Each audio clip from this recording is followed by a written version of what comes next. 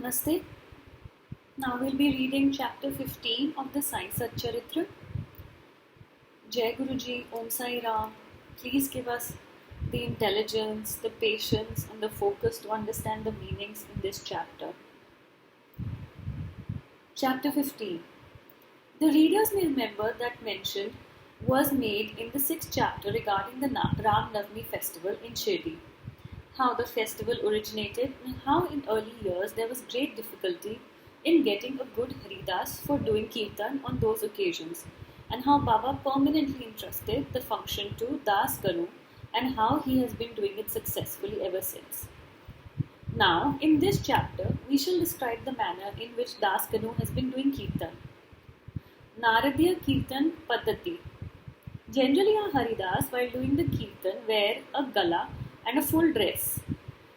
They put on a headdress, either a feta or a turban, a long flowing coat with a shirt inside, and uprani on the shoulders, and the usual long dhotar from the waist below. After dressing himself in this fashion for some kirtan in the Shirdi village, Das Ganu once went to Baba for prostrating before him. Baba asked him, "Well, bridegroom, where are you going dressed so beautifully like this?" "For doing a kirtan," came the reply. Then Baba said, "Why do you want all this paraphernalia? Coat, uparani and feta, etc. Lay off all that before me. Why wear them on the body?" Das Ganu immediately took them off and placed them at Baba's feet. Thenceforth, Das Ganu never wore these things while doing kirtan. He was always bare from the waist upwards and wore a pair of chiplis was in his hand and a garland round his neck. This is not in consonance with the practice generally followed by all Haridas, but it was the best and purest method. Sage Narad, from whom the Kirtan Paddhati originated, wore nothing on his torso and head. He carried a veena in his hand and wandered from place to place singing the glory of God. Mr. Cholkar's sugarless tea. Initially, Baba was known in Pune and Ahmednagar districts, but Nana Sahib Chandorkar, by his word of mouth, and Das Ganu, by his splendid kirtan, spread the fame of Baba in the Konkan. In fact, it was Das Ganu, may God bless him, who by his beautiful and imitable kirtans made Baba available to so many people there. The audience who came to hear the kirtans have very different tastes. Some like erudition or learning of the Haridas, some his gestures, some his singing, some his wit and humor, some his preliminary dissertation on Vedanta, and some his main theme, and so on. But among them are very few who, by hearing the kirtan, get faith and devotion or love for God or saints. The effect of hearing Das Ganu's kirtan on the mind of audience was, however, electric, as it were. We give an instance here. Das Ganu was once doing his kirtan and singing the glory of Sai Baba in Kupeneshwar temple in Thana. One Mr. Cholkar, a poor man serving as a temporary employee in the civil courts in Thana, was amongst the audience. He heard Das Ganu's kirtan most attentively and was much moved. He then and there mentally bowed and vowed to Baba, saying, "Baba, I am a poor man, unable to support my family.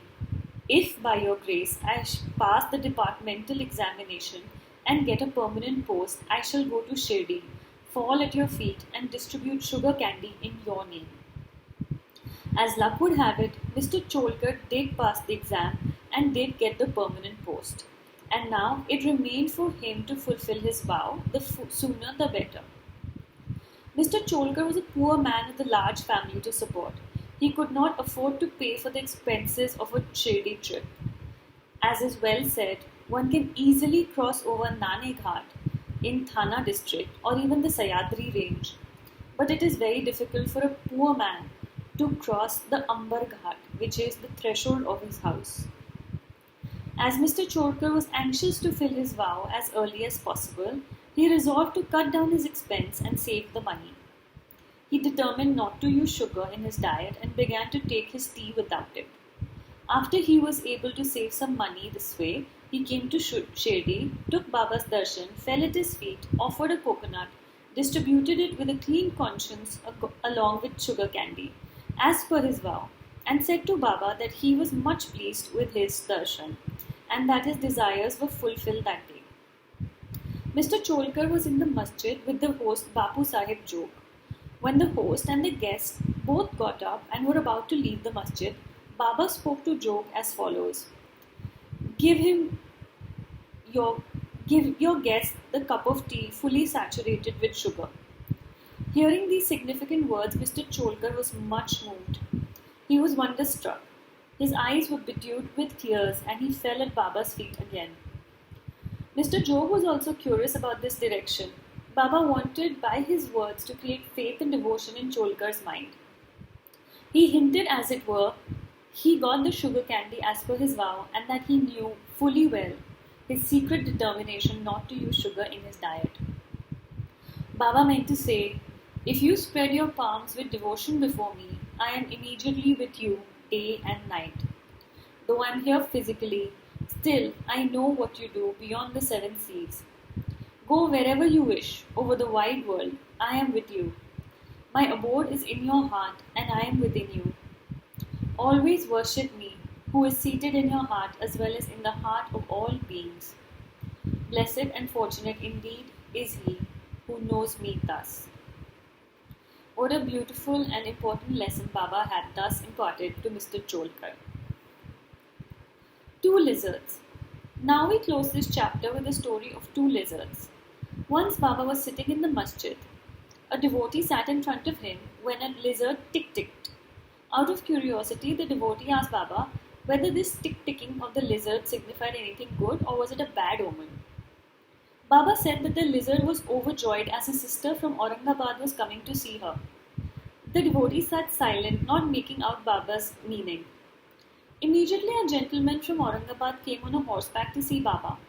He wanted to proceed further, but his horse would not go as it was hungry and wanted grams. He took out a bag of grams from his shoulder to bring grams and dashed it on the ground to remove dirt. A lizard came out from there and in the presence of all climbed up the wall.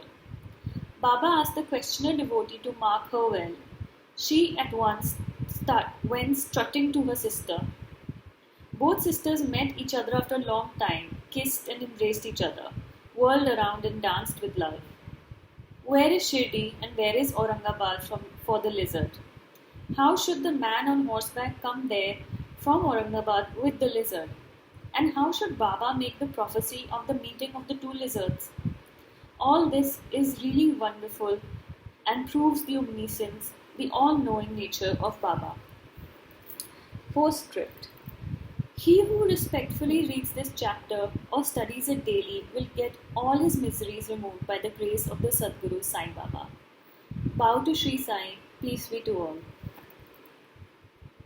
Let us take a few moments to absorb what we have just heard in this chapter. Let's thank the Guru, the Sadguru and God, the universe, as well as the devotees who have made the effort of writing these books and continuing this lineage. We owe them a huge debt of gratitude.